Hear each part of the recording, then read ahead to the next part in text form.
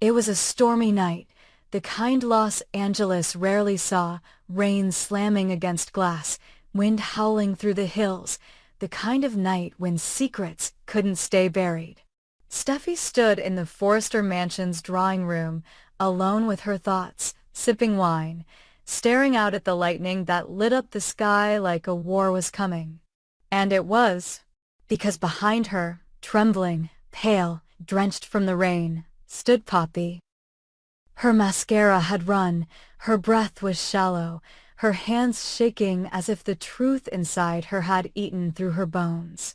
Steffi turned slowly, the weight of the silence heavy. Poppy's voice cracked. "I need to tell you something. About Luna." Steffi didn't answer. She didn't need to. Her eyes demanded the truth. "It was one night," Poppy said. 30 years ago. It wasn't love. It wasn't even planned. Just a moment. At a fashion event in Monte Carlo. Champagne. Music. Regret. And Ridge." She swallowed hard. "Ridge is Luna's father." The words didn't echo. They detonated. Steffi's expression didn't shift at first. Just cold, flat disbelief. But then it shattered. Her face twisted, rage flooding her veins. "You're lying," she snapped. "Trying to dig your way into this family again. It's pathetic." "I wish I was lying," Poppy whispered, tears now streaming. "I've carried it for decades. Luna doesn't know. She thinks it was some nameless man. I let her believe that to protect her. And to protect him. But I can't lie anymore. Especially not now." The implications unraveled faster than Steffi could contain them. Luna, a Forrester? The girl who shot Liam. The girl who tore her family apart. The girl whose mother had always circled their lives like a ghost. "I won't accept this," Steffi said, nearly spitting the words. "You're trying to dilute this family. Pollute our bloodline with your lies." "My father would never," he did. Poppy cut in, voice hoarse. "Ask him." So she did. The next morning, Steffi confronted Ridge. He denied it at first. Laughed. Dismissed it as desperation. But then she saw it, the flicker of memory, the calculation, the guilt behind his eyes. He went silent. And Steffi knew. Her father didn't need to say anything. His face said everything. "You bastard," she whispered. "How could you not know? How could you not care?" Ridge was wrecked. He stumbled back, grabbed the edge of the desk. "It was nothing, Steffi. It was one night. I didn't know. She never told me. But now she has," Steffi hissed. "And what are you going to do about it?" That question became the epicenter of an earthquake. Word spread fast. Brooke heard it from Steffi. Taylor heard it from Ridge. Luna still didn't know, but everyone else did. And within hours, it wasn't just a secret, it was a war. Brooke was livid. "You can't just bring her into our family," she snapped at Ridge. "She's not a Forrester. She's a mistake. You don't owe her anything." "She's his daughter," Taylor countered, stepping in. "That makes her a Forrester by blood whether you like it or not. And that child deserves answers. Stability. Recognition. Not more lies." "She shot Liam," Brooke said. "She nearly killed Finn. This girl is dangerous." "She needs help," Taylor retorted. "Not exile." Ridge stood between them, the center of the storm, guilt carving him open from the inside out.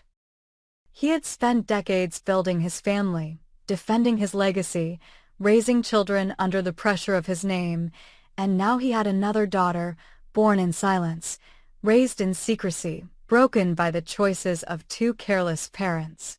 Luna still didn't know, but that would change.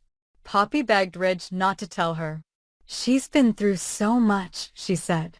"Let me protect her a little longer." "No," Ridge said. "She deserves the truth, whether it hurts or not." So he told her. Luna sat frozen in the Forrester guest house, staring at Ridge like he was a stranger.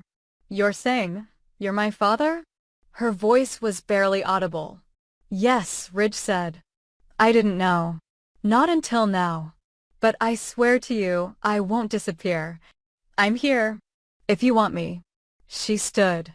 Walked out. No words. The aftermath was chaos. Steffi refused to acknowledge Luna as her sister. You're not one of us, she said coldly. My father made a mistake. That doesn't make you a Forrester. But the legal team didn't agree. DNA proved it. Luna was added to the Forrester bloodline. Quietly, officially, her name entered the family trust as a secondary heir. Brooke doubled down. She blamed Taylor for encouraging Ridge to throw away everything again. Taylor accused Brooke of manipulating the narrative to protect her own children's position in the company. Hope tried to mediate, but Luna didn't want her sympathy. Don't pretend to care, Luna snapped. Your mother thinks I'm garbage. I think you're in pain, Hope said. And I think you need to find your place before they decide it for you. Ridge, meanwhile, began drawing again. Alone. His designs changed, darker, sharper, confused. He tried to connect with Luna, but every gesture was met with silence. She was grieving the father she never had and resenting the one she'd just found. Steffi launched a campaign to remove Luna from all company involvement. She's a liability, she told the board. We're a global brand. We can't have this scandal hanging over us. Taylor fought back. You don't exile your family when it's inconvenient. You do, Steffi said, when they're not really family. Ridge didn't know who to protect. The daughter he'd raised, or the one he never knew. The tension hit a boiling point at a board meeting when Luna showed up, uninvited. She took the floor and said, I didn't ask for this. I didn't want this. But you can't erase me. I'm not going anywhere. You can hate me. But I'm still his daughter. And that means something. Then she walked out. No one moved. No one breathed. Ridge followed her out and said quietly, What do you want from me? I don't know, she said. A father? A family? Or maybe just a chance to matter. You already do, Ridge said. You always did. But the damage was deep. The Forrester family was split in two. Those who accepted Luna, and those who would never let her forget how she came into this world.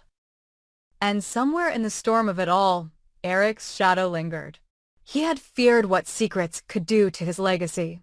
But secrets weren't what destroyed families. The Forrester mansion, once a symbol of unity, now pulsed with quiet hostility. Every hallway held whispers. Every shared glance carried suspicion. Luna had been officially added to the family registry, her DNA verified, her status acknowledged. But acknowledgement wasn't acceptance. She walked the corridors with caution, her eyes trained forward, pretending she couldn't feel the stares burning into her back. Steffi launched an internal campaign to sideline Luna permanently. She restructured key departments at Forrester Creations, moved resources, reassigned projects, and tightened her grip on the European division. To the board, she framed it as a push for stability. In reality, it was a move to isolate Luna from the design team, the press, and the Forrester name in practice, if not in law. Ridge noticed. He tried to intervene, calling an emergency meeting with Steffi, Thorne, and Carter. This is not how we do things, he said. She's my daughter. She's your mistake, Steffi shot back. And now you're forcing her on all of us. Ridge looked to Carter.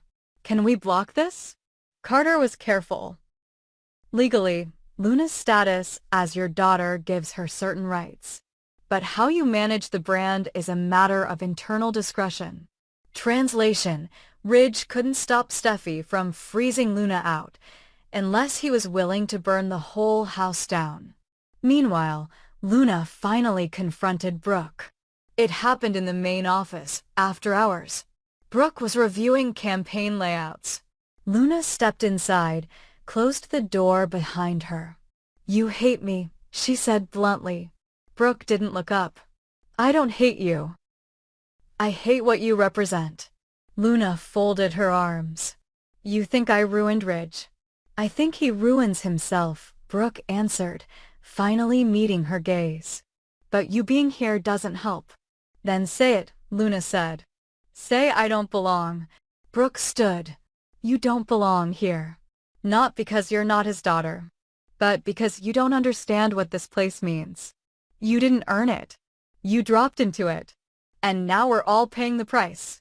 Luna didn't flinch. I didn't ask for any of this. But I'm not going anywhere. Brooke's silence was her answer. Outside the company, the media caught scent of the scandal.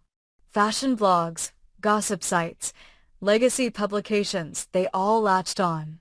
Headlines screamed, Eric's secret granddaughter, Forrester empire implodes over illegitimate heir, Ridge's loved child threatens legacy. The Forrester PR team went into overdrive. Ridge tried to shield Luna, but the damage was already done.